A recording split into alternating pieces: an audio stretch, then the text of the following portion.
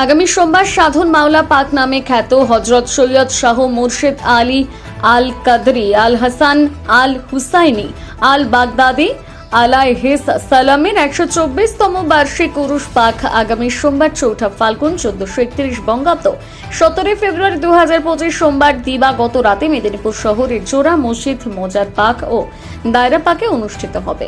124তম বার্ষিক উরুস উৎসব উপলক্ষে বছর বাংলাদেশের রাজবাড়ী থেকে পুণ্যার্থীদের নিয়ে বিশেষ মৈত্রীর ট্রেন আর আসছে না মেদিনীপুর শহরে। প্রতি বছর 4 ফাল্গুন অনুষ্ঠিত বার্ষিক উরুস উপলক্ষে 1902 সাল থেকে এই বিশেষ স্পেশাল ট্রেন পুণ্যার্থীদের নিয়ে আসে মেদিনীপুরে। এই ট্রেনে আসেন বাংলাদেশ থেকে প্রায় 2500 পুণ্যার্থী। লটারির মাধ্যমে তাদের বেছে নেয় বাংলাদেশের আঞ্জুমান ই কাদরি কমিটি। উৎসবকে কেন্দ্র করে মেদিনীপুর শহরের এই জোড়া মসজিদ প্রাঙ্গণ হয়ে ওঠে দুই বাংলার মিলনস্থল। সাম্প্রতিক পরিস্থিতির জন্য এবার ছন্দপতন হলো। এবার রাজবাড়ী থেকে পুণ্যার্থী স্পেশাল ট্রেন আসবে না মেদিনীপুরে। এই নিয়ে 5 বার ঘটলো এমনটা 1965 ও 1971 যুদ্ধকালীন পরিস্থিতির জন্য এবং 2021 ও 2022 করোনা পরিস্থিতির জন্য ট্রেন আসেনি। সংবাদ মাধ্যমকে এমনটাই জানিয়েছে উরস কমিটির সদস্য সৈয়দ মেহজুজ আলী। মাওলা পাক হজরত সৈয়দ শাহ মুর্শিদ আলী আল কাদেরির প্রয়াণ দিবস উপলক্ষে উরস পালিত হয়। হজরত মোহাম্মদের 33তম বংশধর এবং সুফি সাধনার আদি গুরু বড় পীর সাহেব হজরত আব্দুল কাদের জিলানির 19তম বংশধর মাওলা পাক 4 ফাল্গুন প্রয়াত হন। ওই দিনে দেশ বিদেশের মুসলমান সম্প্রদায়ের মানুষ তাদের গুরুকে স্মরণ করে। 1902 সাল থেকে এই বিশেষ মৈত্রী ট্রেন বাংলাদেশ থেকে আসে মেদিনীপুর শহরে। আগামী সোমবার রাতে বড় হুজুর মাওলা পার্কের বার্ষিক উরুস মেলা অনুষ্ঠিত হবে। সেই উপলক্ষে সেজে উঠেছে জোড়া মসজিদ প্রাঙ্গণ। আজ থেকে মেলা শুরু হয়েছে, চলবে 18 ফেব্রুয়ারি মঙ্গলবার পর্যন্ত। বাংলাদেশের পুণ্যার্থীরা না এলেও রাজ্যের বিভিন্ন প্রান্ত থেকে প্রায় 70-80 হাজার পুণ্যার্থী আসতে পারে। 16-17 ফেব্রুয়ারি মেদিনীপুরের বিধায়ক সুজয় হাজরা এই বিষয়ে কি বলেছেন শোনাবো।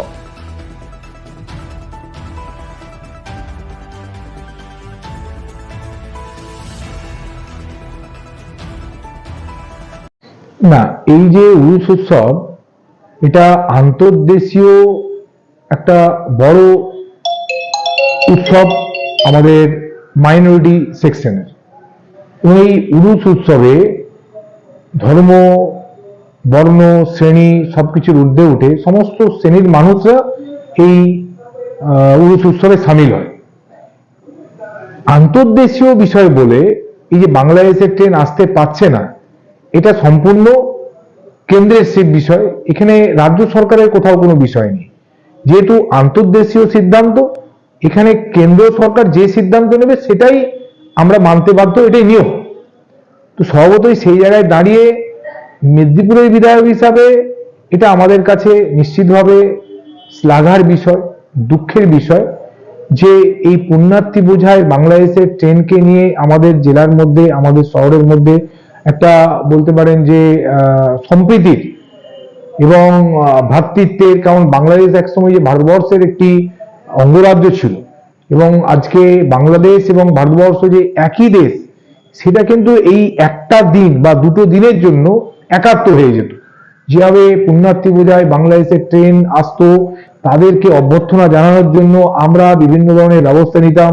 তারা যখন ফিরে যেত তাদের খাবারের ব্যবস্থা করা, তারা যখন আসতো তাদেরকে গোলাপ ফুল দিয়ে অভ্যর্থনা জানানো, এই যে একটা মানে আমাদের খুব ভালো একটা বিষয় ছিল, সেটা আমরা করতে পারছি না। তো সেই জায়গাটা আমাদের খুব খারাপ লাগছে যে তার থেকে আমরা বঞ্চিত হলাম। কারণ আমরা বাঙালি যারা, আমরা একটু অতিথি আপ্যায়নে বিশ্বাস রাখি এবং অতিথি আপ্যায়ন করলে নিজেরা খুব মানে আনন্দিত হই। তো এই অতিথি আপ্যায়নটা আমরা করার সুযোগ পাচ্ছি না এবছরে। তার জন্য আমাদের মানসিকভাবে আমরা খুব দুঃখিত, আমরা একটা যন্ত্রণার মধ্যে আছি। কিন্তু পাশাপাশি যেহেতু আন্তর্দেশীয় একটা সিদ্ধান্ত, সেক্ষেত্রে আমাদের এই বিষয় নিয়ে কোনো বলার কিছু নেই।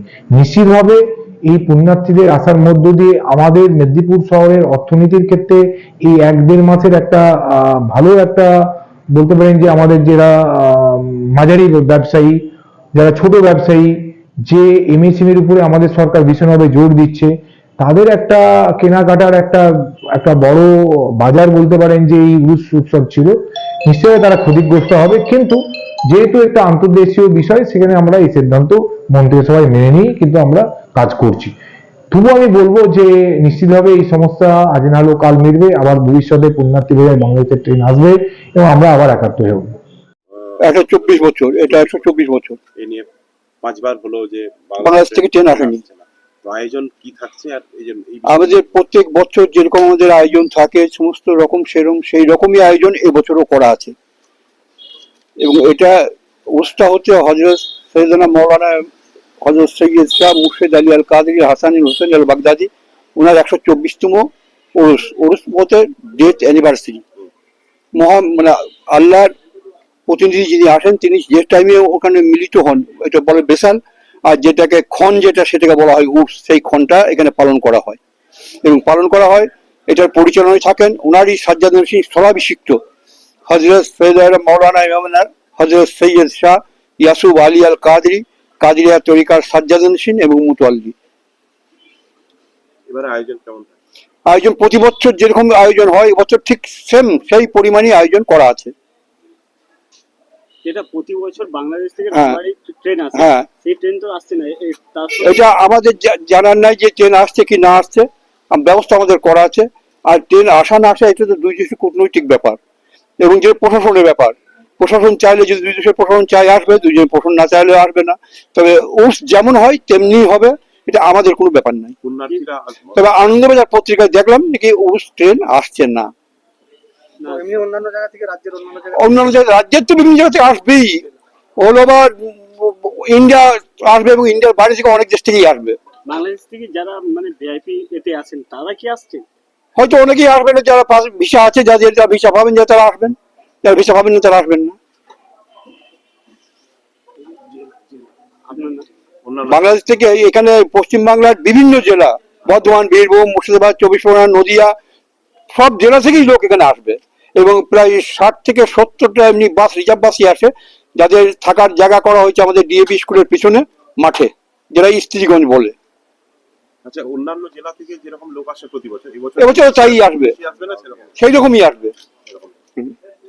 এবং তাদের খবর দিয়েছে যে বাস আমরা নিয়ে যাবো, বাস নিয়ে যাবো, এরকম খবর দিয়েছে। এবং এদের খাওয়া দাওয়ার যে ব্যবস্থা, থাকার ব্যবস্থা ওখানে, খাওয়া দাওয়ার যে ব্যবস্থা, এখানে নোঙ্গর খোলা হয় এবং নোঙ্গরটার সমস্ত খরচ বিয়ার করেন সাজ্জাদ নসিন হজরত সৈয়দ ইয়াসুব আলী আল কাদরি হাসানুল হোসানি আল বাগদাদ, উনি। মানুষের সমাগম হয় তাও তো প্রায় তো মানে 70-80 হাজার লোকের সমাগম হবে। কদিন ধরে চলবে এবার? এবার এটা তো মেনলি আজ থেকে শুরু হয়ে গেছে লোকজন আসা যাওয়া, দেখছেন আপনার টেন্টে সব লোকজন আছে। এটা আজ থেকে মেন এটা আছে 3-4। কি না আপনার না? আমার নাম সৈয়দ মাহজুজ আলী, আমি এখানে প্রায় 46 বছর আছি।